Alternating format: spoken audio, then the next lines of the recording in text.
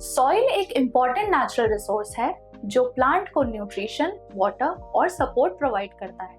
इसे एग्रीकल्चर का बेस भी माना जाता है। Hello everyone, I am Preeti Shukla and welcome back to फ्यूकी एजुकेशन।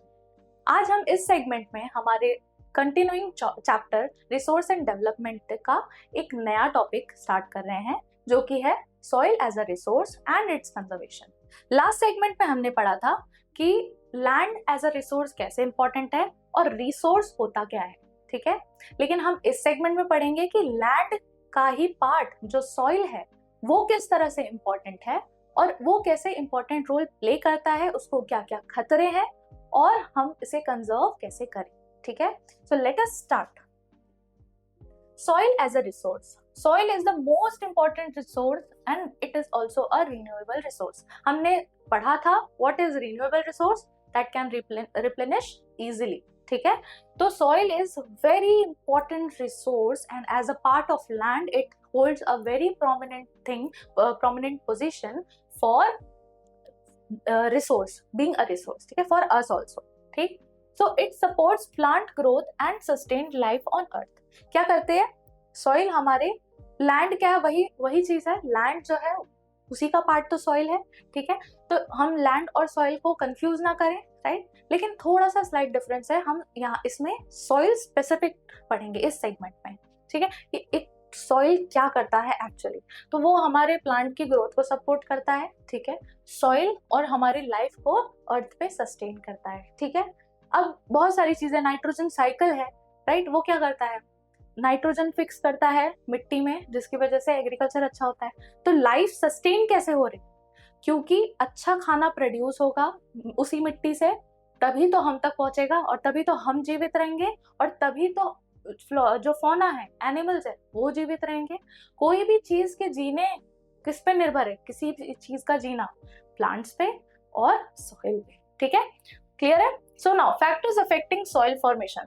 सबसे पहले तो हम ये समझते हैं कि सॉइल फॉर्मेशन होता क्या है, ठीक है, और सॉइल बनता है तो उसके लिए क्या क्या फैक्टर्स रिस्पॉन्सिबल हैं, ठीक है। तो सॉइल कैसे बनता है, बहुत बहुत बड़ा प्रोसेस है सॉइल का और बहुत लंबा प्रोसेस है, ठीक है।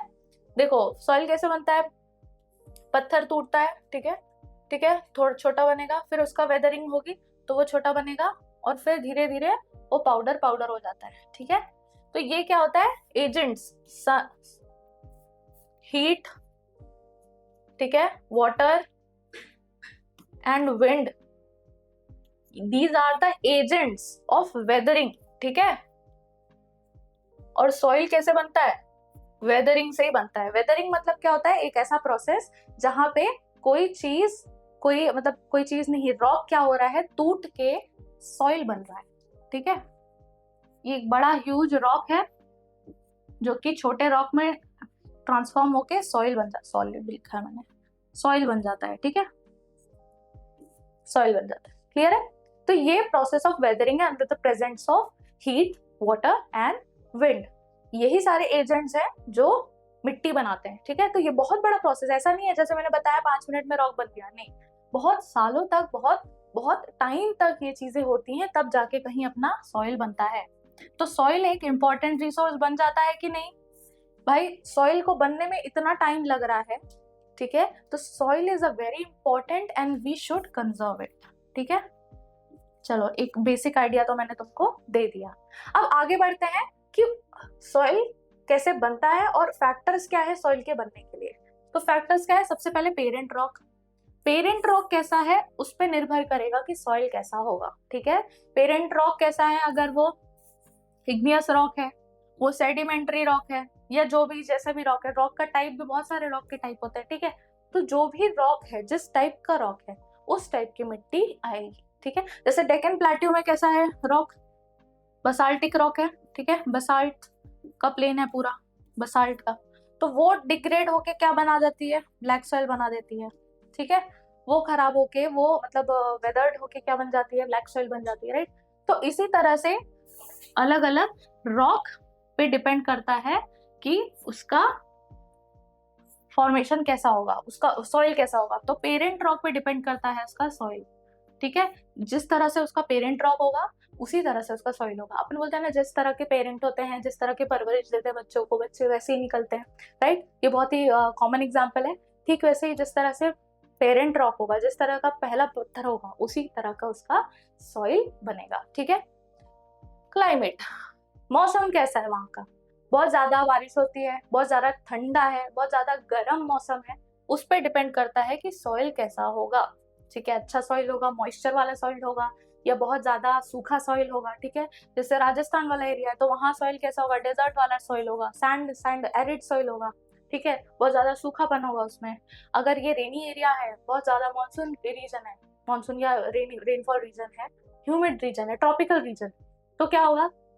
मॉइस्चर कंटेंट उस सॉइल में ज्यादा होगा। ठीक है, उसी तरह से रिलीफ भी सॉइल के फॉर्मेशन में मदद करता है। जैसे माउंटेन रीजन है, प्लेन रीजन है, ठीक है, या कोई सा भी रीजन है, ठीक है, घाट्स वाला रीजन है, कोई माउंटेन ही होगा। ठीक है, तो माउंटेन है या प्लेन है, उस पर डिपेंड करता है कि आपका सॉइल किस तरह से बनेगा। टाइम, समय, कितना समय लगा है उस पर भी डिपेंड करता है कि कितना ओल्ड है वो रॉक, ठीक है, और कितना न्यू है वो रॉक। ठीक है, ओल्ड एलुवियल और न्यू एलुवियल सॉइल जानते होगे, खादर भाबर जो भी बोलते हैं उसको, राइट। तो वो क्या है, कुछ पत्थर, कुछ एलुवियल सॉइल ऐसा हो जाता है जो कि कुछ पथरीले उसमें रह जाते हैं, पत्थर्स रह जाते हैं, मतलब पत्थर्स बोल रही हूँ कुछ पत्थर रह जाते हैं उसमें। ठीक है, तो वो पत्थर क्या करते हैं, उस रॉक को बताते हैं कि वो रॉक अभी न्यू ही है, अभी फॉर्म नहीं हुआ है पूरी तरह से। ठीक है, वो सॉइल। ठीक है, लेकिन ओल्ड क्या होता है, वो मतलब बहुत ज्यादा तरीके से फाइन हो चुके हैं, बहुत पहले ही वो बन चुके हैं। ठीक है, तो क्लियर है now. Organism, flora and fauna, भाई ऑर्गेनिज्म पे भी डिपेंड करता है कि वहाँ की सॉइल क्वालिटी और वहाँ का सॉइल फॉर्मेशन कैसा होगा। ठीक है, मतलब ये सारी बेसिक फैक्टर्स हैं, बुक में बहुत अच्छे से दी गई हैं, आपको बस इतना याद रखना है कि सॉइल फॉर्मेशन के फैक्टर्स क्या हैं, और एक बेसिक आइडिया कि मैंने जो बताया आपको उतना याद होना चाहिए। ठीक है, नाउ टाइप्स ऑफ सॉइल, वो ये चीज इतना ज्यादा इंपॉर्टेंट नहीं है, ये बस एक आइडिया लेना इंपॉर्टेंट है। इंपॉर्टेंट यहाँ से स्टार्ट होता है। टाइप्स ऑफ सॉइल, कितने टाइप की सॉइल है, बहुत ही बेसिक चीज है, सबको पता है और पता होनी भी चाहिए। नहीं पता है तो हम पढ़ ही रहे हैं, पता चल जाएगा। Alluvial soil, alluvial soil, black soil, red and yellow soil, arid soil, laterite soil and black soil. ठीक है, ये कुछ बेसिक सॉइल्स हैं जो कि हमारे इंडिया में तो पाई ही जाती हैं। ठीक है, so alluvial soil are found in northern plains. ठीक है, ये नॉर्थ प्लेन में अपने इंडिया के नॉर्थ साइड में रिवराइन एरियाज पे ज्यादा पाई जाती है, रिवर वैलीज में ज्यादा पाई जाती हैं। वेरी फर्टाइल, बहुत ज्यादा फर्टाइल है। अब ये चीजें है, ये समझने की चीजें नहीं है, इसको आपको बिल्कुल बाय हार्ट करना पड़ेगा।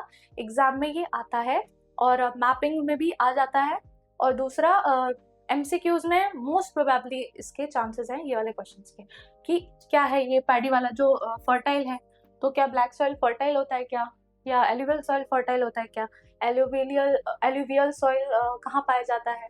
ठीक है, तो मैप में आ गया। ठीक है, ये रीजन में, इस रीजन में कौन सा फेमस है सॉइल, या मार्क करो एलुवियल प्लेन्स को। ठीक है, तो वो सारी चीजें आ सकती हैं। ठीक है, तो very fertile, suitable for crops like paddy, wheat and sugar. अब ये क्वेश्चन बनता है कि एलुवियल सॉइल में कौन सी क्रॉप्स उगाई जाती है। ठीक है, या paddy, wheat, sugar canes are prominent in which are grown in which soil. ठीक है, ऐसे करके क्वेश्चन आता है। तो ये बहुत ही फैक्चुअल चीज है, आपको याद रखना पड़ेगा कि व्हीट, शुगर केन और पैडी ऐसे जैसे क्रॉप्स जो होते हैं वो एलुवियल सॉइल में बहुत ज्यादा उगाए जाते हैं। एलुवियल सॉइल बहुत ज्यादा फर्टाइल होता है। एलुवियल सॉइल कहाँ पाया जाता है? एलुवियल सॉइल नॉर्दर्न प्लेन्स में और रिवर वैलीज में। ठीक है, rich in potash and limestone, poor in nitrogen. ये चीज बहुत इंपॉर्टेंट है। ठीक है, ये हर सॉइल का याद रख लेना कि क्या चीज इसमें है। ठीक है, rich in potash and lime, alluvial soil में पोटैश और लाइम बहुत ज्यादा होता है, नाइट्रोजन की थोड़ी सी कमी होती है। ठीक है, इसलिए ये लोग फर्टिलाइजर थोड़ा सा यूज करते हैं ऐड करने के लिए नाइट्रोजन को। ठीक, now black soil, black soil क्या है? उसको रेगर सॉइल भी बोलते हैं। ठीक है, याद रखना ब्लैक सॉइल का दूसरा नाम क्या है? रेगर सॉइल। अब फाउंड इन डेक्कन प्लेट्यूज, जो भी अपने डेक्कन प्लेट्यूज है वहां पे ज्यादा से ज्यादा ये पाई जाती है ब्लैक सॉइल। ठीक है, महाराष्ट्र वाला रीजन है, मध्य प्रदेश वाला रीजन है, गुजरात वाला रीजन है, ये एकदम हब है ब्लैक सॉइल का। ठीक है, अब इसमें आइडियल फॉर कॉटन है, कॉटन यहाँ पे ज्यादा उगाया जाता है, आयरन के बहुत रिच है इसमें, लाइम बहुत रिच है इसमें, और मैग्नीशियम बहुत ज्यादा रिच है यहाँ पे, ठीक है। आयरन, लाइमस्टोन और मैग्नीशियम ये बहुत ज्यादा यहाँ पे पाया जाता है इस मिट्टी में एलिमेंट। और उसके बाद ये बेसिक रीजन कहाँ कहाँ है, मध्य प्रदेश, गुजरात और महाराष्ट्र, ठीक है। ये ऐसा है, देखो ऐसा दिखता है ब्लैक सॉइल, सूखने पे ऐसा हो जाता है। और एलुवियल सॉइल है, क्रैक्स है ये, पर ये बहुत ज्यादा फर्टाइल है, ठीक है। ये एलुवियल सॉइल इस कलर का होता है, पेल, थोड़ा सा ब्राउनिश, थोड़ा सा और मडी मडी कलर है, जो भी है वो ऐसा कलर है एलुवियल का। और इसका कैसा है, ब्लैक है थोड़ा सा, ठीक। Now red and yellow soil found in southern and eastern India, ठीक है। साउथ में पाओगे और इधर ईस्ट में पाओगे रेड एंड येलो सॉइल, ठीक। Poor in nitrogen, developed on the crystalline igneous rock, ठीक है। क्रिस्टलाइन इग्नियस रॉक पे इसका डेवलपमेंट होता है, इसमें नाइट्रोजन की थोड़ी सी कमी होती है और इसी वजह से ये थोड़ा सा रेड एंड थोड़ा सा येलोइश दिखता है, ठीक है। इस सदर्न रीजन में और ईस्टर्न रीजन में ज्यादा से ज्यादा पाया जाता है। लेटराइट सॉइल क्या है, found in the high rainfall areas, western Ghats, Orissa and Meghalaya, ठीक है। हाई रेनफॉल एरियाज में जहाँ पे बारिश ज्यादा हो रही है वहां पे ये लेटराइट सॉइल पाया जाता है, ठीक है। Now then poor in fertility, suitable for cashew and coffee plantation, इसकी फर्टिलिटी बहुत कम होती है, ठीक है। ये देखो ये लेयर्स एंड लेयर्स में, ठीक है। तो इसकी फर्टिलिटी काफी कम होती है, लेकिन ये कैशू और कॉफी के लिए सूटेबल है, ठीक है, क्योंकि वहां पे बारिश होती है, ठीक।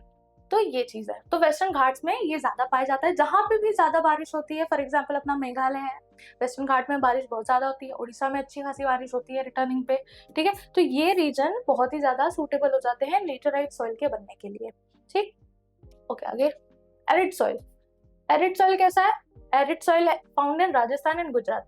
एरिड सॉइल इज द मतलब एक डेजर्ट बनने से पहले वाला जो स्टेज होता है वो होता है एरिड सॉइल, सूखा सूखा, ठीक है।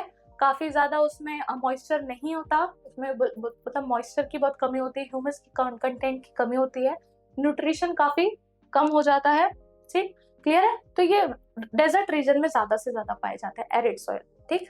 Now Sandy, saline, low in humus and moisture, ठीक है। बहुत ही ज्यादा सैंडी होते हैं, रेत की प्रेजेंस उसमें ज्यादा होती है, ठीक है। सलाइन होते हैं, नमकीन बहुत ज्यादा, ठीक है, और लो इन ह्यूमस, ठीक है।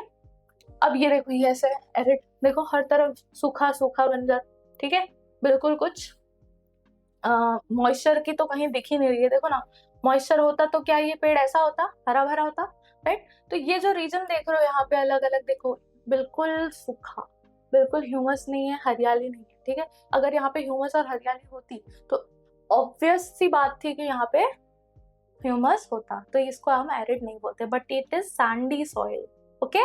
Now next is forest mountain soil. Mountain soil कैसी होती है, हिली रीजन में होगी, ठीक है, फॉरेस्ट एरिया में होगी, हिली रीजन में होगी, पेड़ पौधे ऐसे वाली सॉइल होगी, ऐसे होंगे, तो यहाँ से मिट्टी कभी ना कभी फिसल फिसल के अलग अलग जगह जाती होगी, ठीक है। तो ऐसा होगा, वेरीज इन टेक्सचर में बहुत फर्क है, अलग अलग माउंटेन की सॉइल अलग अलग तरीके की होगी, क्योंकि वहाँ की फ्लोरा एंड फौना अलग होते हैं, वहाँ की डाइवर्सिटी अलग होती है, तो मिट्टी भी अलग अलग रंग लेती है, ठीक है। एंड देन उसके बाद fertility according to height and slope, जिस तरह का स्लोप होगा उस तरह की उसकी फर्टिलिटी होगी। अगर स्लोप बहुत ज्यादा स्टीप है, ठीक है, अगर ये पहाड़ है, अगर स्लोप स्टीप है तो सारी मिट्टी तो फ्लो करके नीचे आ जाएगी, तो ज्यादा फर्टिलिटी यहाँ पे बचेगी नहीं, ठीक है। लेकिन वही स्लोप अगर थोड़ा सा ऐसा है, ठीक है, स्लैंटिंग टाइप से, ठीक है, तो क्या हो जाएगा, यहाँ पे ज्यादा से ज्यादा पानी बहा के नहीं लेके जाएगी और यहाँ पे इस रीजन में फर्टिलिटी ठीक ठाक बनी रहेगी। तो माउंटेन के स्लोप्स पे डिपेंड करता है उनकी फर्टिलिटी, उनके सॉइल की क्वालिटी, ठीक है। ये देखो ये रीजन है, यहाँ पे ये मिट्टी है माउंटेन की, ठीक, okay. Now soil erosion and conservation, ठीक है। अब जो लैंड का हमने देखा था, लैंड का डिग्रेडेशन हो रहा है, ठीक है, अलग अलग रीजन की वजह से हो रहा है, ठीक है, डिग्रेडेशन, ठीक है, वो अलग अलग रीजन की वजह से हो रहा है, ठीक है, डिफरेंट रीजन, ठीक है। लेकिन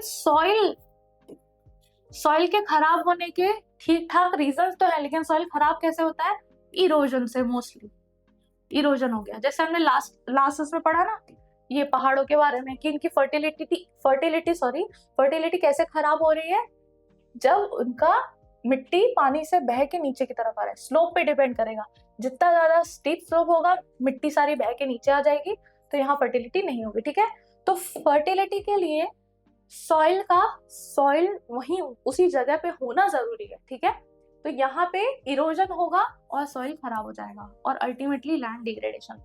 ठीक है, तो सॉइल का erosion is one of the factor of land degradation.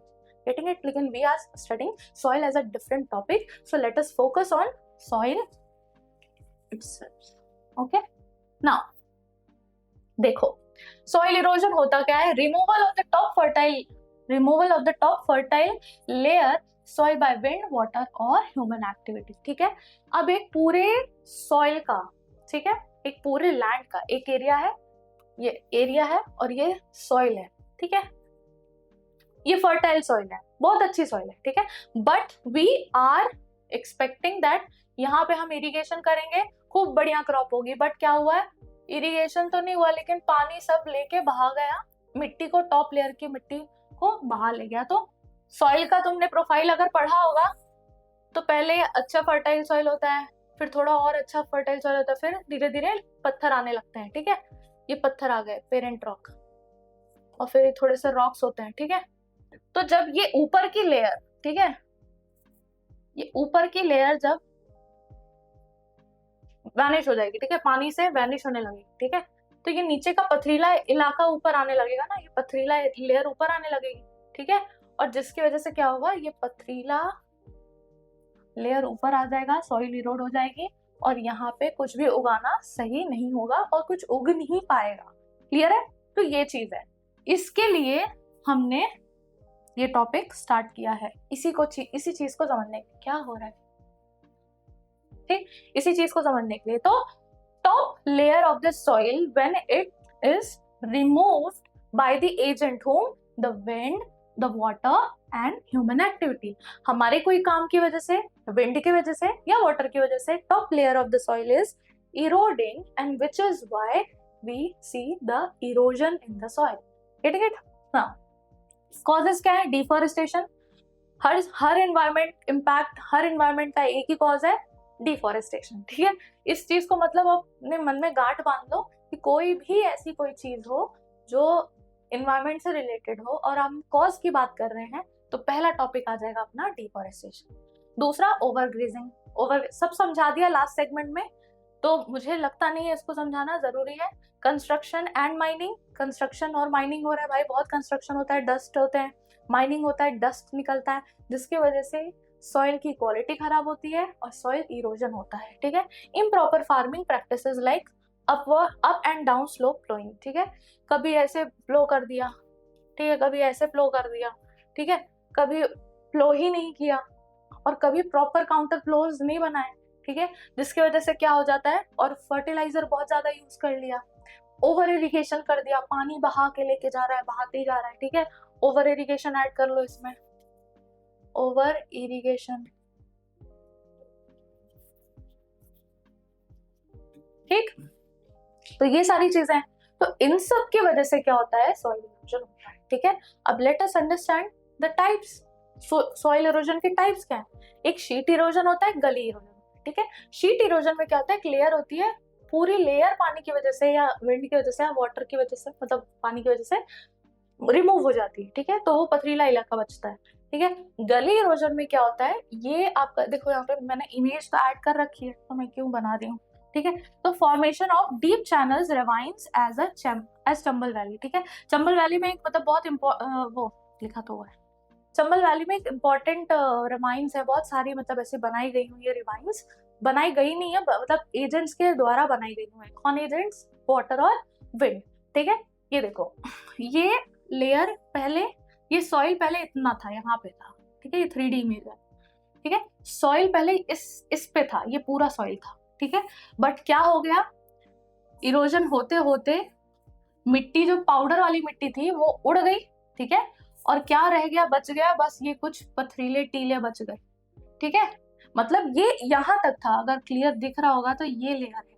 ठीक है, ये 3D में देखो तो ये टॉप लेयर थी, पर ये क्या हो गई, पूरा इरोड होके क्या हो गई, देखो ये इतना एरिया इरोड हो गया और इतना बस बचा, ये पथरीले इलाके जो रह गए वो रह गए, मतलब रह गए। ठीक है, जैसे कि ये देखो, ये छोटे छोटे पत्थर दिख रहे हैं, ये छोटे छोटे पत्थर रह गए, बाकी जो इसको पूरी मिट्टी भर के रखी थी इसके ऊपर वो उड़ गई। ठीक है, और ये जो पत्थर जो नहीं उड़ पाए वो बच गए। कैसे उड़ते हैं लोग। ठीक है ना। रिल इरोजन तुम्हारे सिलेबस में नहीं है, बट ये इमेज में एडेड है तो मैं समझा देती हूँ। रिल इरोजन क्या होता है, ये देखो इस तरह से इरोजन, मतलब थोड़ा सा लेयर लेयर लेयर, थोड़ी लेयर हो गई है, थोड़ी लेयर बची हुई है, इस तरह का इरोजन। ठीक है, थोड़े थोड़े ऐसे रिवर्स टाइप्स बना हुआ है। ठीक ना। गली इरोजन, गली इरोजन ये देखो ऐसा, formation of deep channels, channels बहुत डीप डीप बनते जा रहे हैं। ठीक है, ये एरिया इंटैक्ट बना हुआ है, ये एरिया इंटैक्ट बना हुआ है, बस कहीं ना कहीं यहाँ पे फॉल्ट है, क्योंकि कोई रिवर या कोई पानी इतना ज्यादा दिन तक वहां से चलाया गया है कि उस रीजन को ही इसने इतना खाली कर दिया, तो यहाँ की इतनी मिट्टी काफी बड़े लेवल पे ढह गई है। ठीक है, जैसे कि ये देखो, ये दिख रहा है, यहाँ पे मिट्टी बनी हुई है ठीक ठाक तरीके से, लेकिन वो कुछ दिन में ये भी, इसको भी लपेट लेंगे ये वाली गली। ठीक है, तो ये बहुत डीप चैनल्स बना रहे हैं और इरोजन होता जा रहा है। Getting it? तो this is what we call sheet erosion and the gully erosion. Okay, now next, conservation methods क्या हो सकते हैं हमारे पास कंजर्वेशन सॉइल के। सॉइल को कंजर्व कैसे कर सकते हैं हम लोग? देखो, सॉइल को इरोजन होने से how can we protect it? We can protect by counter flowing. मैंने बताया था लास्ट सेगमेंट में, बताया था काउंटर फ्लोइंग क्या है। हमने क्या कर दिया, ऐसे ऐसे ऐसे करके लेयर्स बना दिए। ठीक है, बीच में थोड़ा डीप है, ऊपर ऊपर थोड़ा उठा हुआ रीजन है, तो क्या करेंगे, इससे पानी जब डालेंगे हम तो पानी मिट्टी को बहा के लेके नहीं जाएगी, तो काउंटर फ्लोइंग हो जाएगी। टेरेस फार्मिंग ये देखो इस तरह से, अगर आप स्लोपी रीजन में रहते हो तो टेरेस फार्मिंग कर लो, ऐसे ऐसे स्टेप्स बना दो, जैसे यहाँ पे बना हुआ है स्टेप्स। इसमें क्या है, इतने एरिया में एग्रीकल्चर हो रहा है, पानी डालते हैं यहाँ से, बहते बहते बहते बहते हर लेयर पे पहुंचाता है, लास्ट में खत्म हो जाता है। ठीक है, तो पानी को बहा के, अगर मिट्टी पानी मिट्टी को बहा के लेके भी आ रही है अगर, तो कहीं नहीं जा रहा है, यहीं पे डिपॉजिट हो रहा है। ठीक है, तो ये क्या हो रहा है, आपके सॉइल इरोजन को रोक रहा है और मिट्टी के मॉइस्चर को भी लॉक कर रहा है, कहीं जाने नहीं दे रहा, पानी का कंजर्वेशन भी साथ में हो रहा है। Getting it? Now strip cropping क्या होता है? स्ट्रिप क्रॉपिंग में ऐसे स्ट्रिप्स में क्रॉप करना है। ठीक है, एक ये स्ट्रिप बना दी, एक ये स्ट्रिप बना दी, एक ये स्ट्रिप बना दी, एक ये स्ट्रिप बना दी, फिर बीच में कोई और, बीच में कोई और। ठीक है, ऐसे स्ट्रिप में क्रॉप कर रहे हैं, जिसकी वजह से, और स्ट्रिप भी ऐसे लंबी लंबी स्ट्रिप्स, ठीक है, लार्ज फार्म्स में ऐसे लंबी लंबी स्ट्रिप्स बना रहे हैं। ठीक है, हैपहैज़ार्डली कहीं पे भी उगा नहीं दे रहे हैं कि मतलब हाँ ये बॉक्स है, ये अपना लैंड है तो हर जगह उगा दिया, नहीं, ऐसा स्ट्रिप में बना रहे हैं। एक कंट्रोल्ड एरिया है, फिर बीच में कुछ एरिया रुका खाली देंगे ताकि मिट्टी ढह जाए तो वहां पे रुके। ठीक है, इस तरह से मिट्टी का कंजर्वेशन।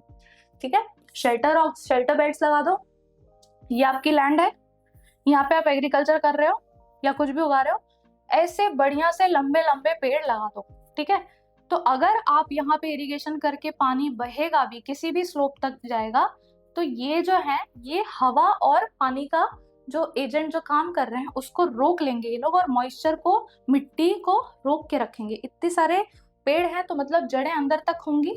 ठीक है, और वो जड़ क्या करके रखेंगे, मिट्टी को और मॉइस्चर को कंट्रोल करके लॉक करके रखेंगे। ठीक है, एफॉरेस्टेशन लगा दो, पेड़ लगा दो, ज्यादा से ज्यादा पेड़ लगा दो, और क्या हो जाएगा, मिट्टी का कंजर्वेशन हो जाएगा। कोई लैंड है जो बहुत डिग्रेड हो रही है, थोड़ा सा उसमें मॉइस्चर ऐड करो, मैन्यूअर ऐड करो, फर्टिलाइजर ऐड करो, पेड़ लगा दो, मॉइस्चर कंट्रोल हो जाएगा, लैंड वेस्टलैंड से वापस से रिस्टोर हो जाएगी।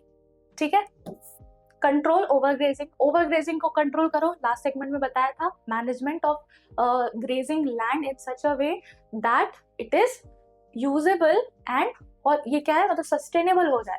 ठीक है, सिर्फ यूजेबल ना हो, सस्टेनेबल हो, जिससे मैंने बताया था ना, यहाँ पे उगा दो, जब तक ये लोग यहाँ पे अपना गाय बकरी भेड़ बैल उनको चराएंगे, जब तक कि आप दूसरे एरिया में उगा दो। ठीक है, फिर इसको वापस से रिस्टोर होने के लिए छोड़ दो, यहाँ पे वो वापस से ग्रेस कर लेंगे।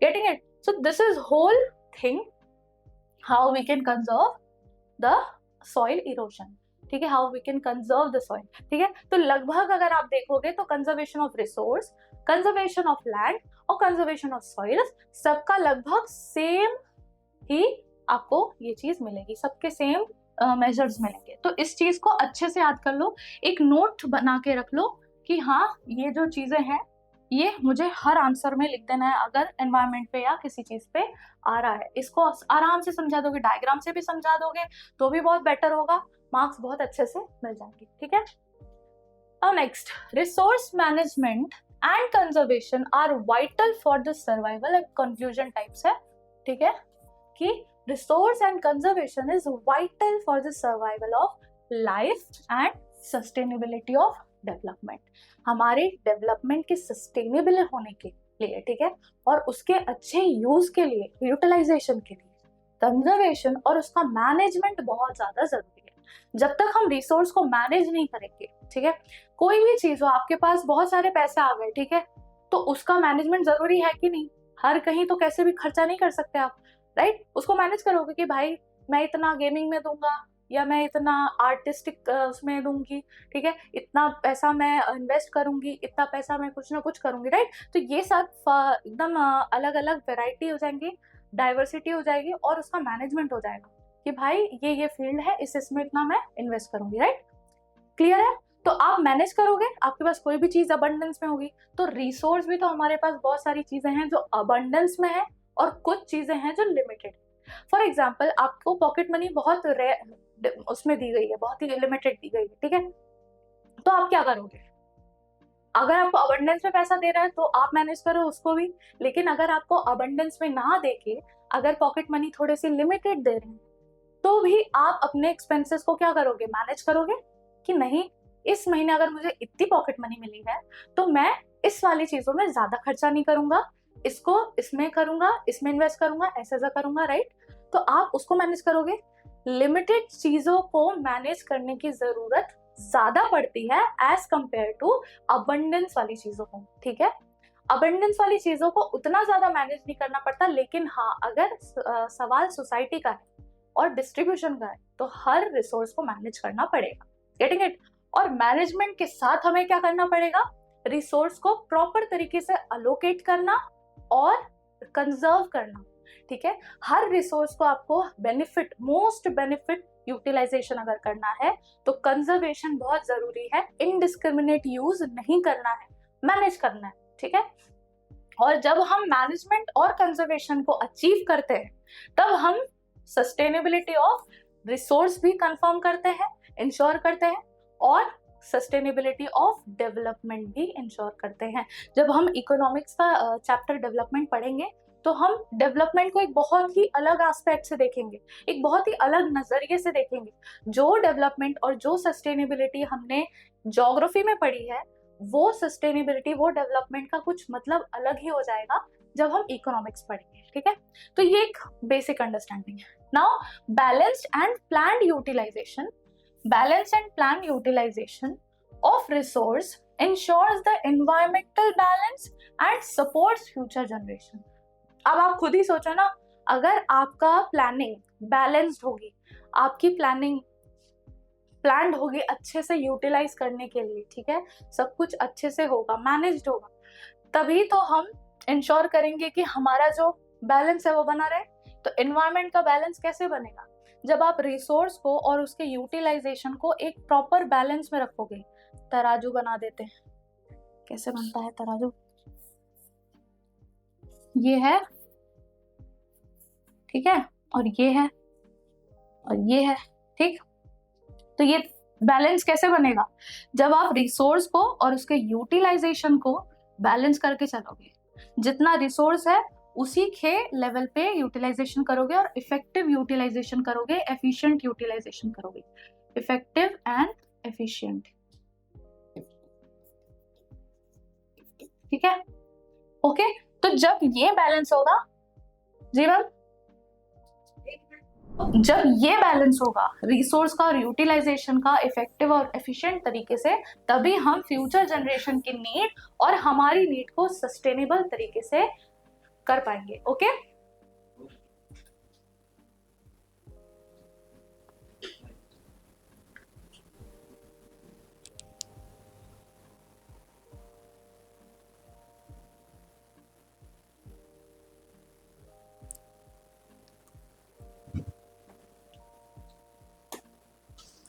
तो इसी के साथ ये टॉपिक यहाँ पे कंप्लीट होता है और हमने इस चैप्टर में अच्छी तरह से पढ़ा कि रिसोर्स का यूटिलाइजेशन कितना जरूरी है, सस्टेनेबल यूटिलाइजेशन कितना जरूरी है और कंजर्वेशन कितना जरूरी है।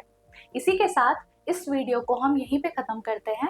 अगर आपको ये लेक्चर पसंद आया हो तो इसे सब्सक्राइब करें, लाइक करें और शेयर करें, और अगर इसे और डीप में पढ़ना हो तो फ्यू की एजुकेशन ऐप को डाउनलोड करें।